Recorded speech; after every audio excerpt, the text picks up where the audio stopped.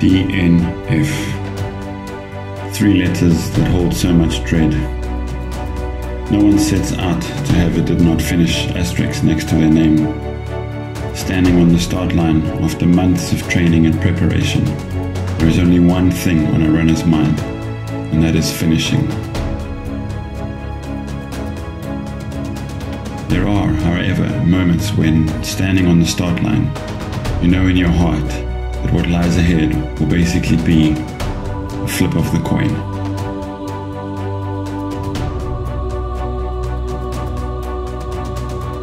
After months of struggling with injuries, after an incredibly strong Comrades Marathon, Charles Patterson wasn't even sure if he would make it to the start line of this year's Ultra Trail Cape Town 100 kilometers. A race that takes you on some of Cape Town's most technical and difficult terrain. It is Table Mountain running at its purest. On top of all of this, runners only have 17 hours to complete the 100-kilometer route, with aggressive cut-offs at various points. Coming into this race at anything other than your best form will severely hamper your chances of a finish.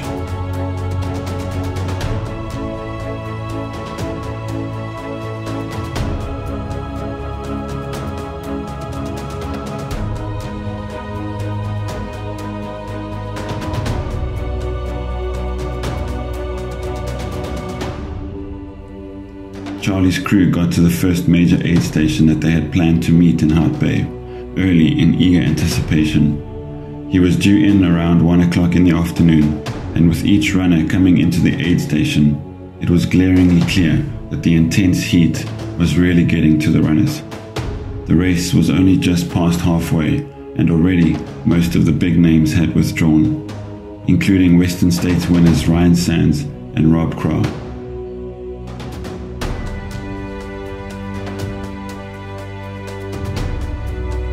Nearly 2 hours had passed before Charlie's support crew finally saw him running. Suffering from severe dehydration, his crew did their best to refuel him and keep him moving. He had an hour and 40 minutes to cover the next 15 kilometers to the Elfin Trail aid station, which was the next cut-off point. Everything in Charlie wanted to stop, to quit right there. Many people think ultra runners are crazy, and they are probably right. Like Icarus, we fly dangerously close to the sun, high enough to feed the yearning in our soul for the unknown, but just far enough away to not melt our wings and crash to the ground in a pile of bones and rubble.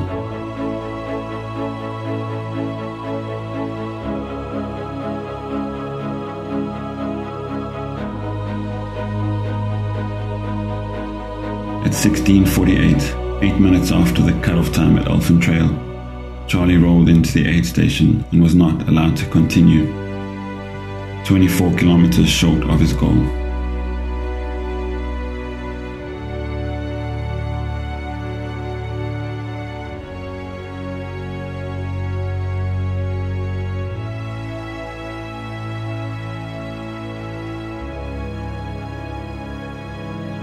Like Icarus, who made his wings from wax, ultra running is always a risk. Always a fine line that must be tread so carefully. Get it right and you experience joys that very little can compare to. Get it wrong and you are kicking yourself for weeks because of failing. But the question needs to be asked, is it really failure? Is it really failure to attempt the impossible? Is it really failure to dare to go where few will have the guts to go? Or does the failure lie in not even trying, in not even risking?